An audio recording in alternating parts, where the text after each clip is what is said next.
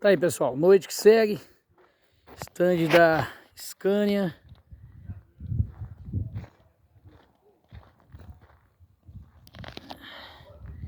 É isso aí. Logo mais ali temos da Liane Veículos.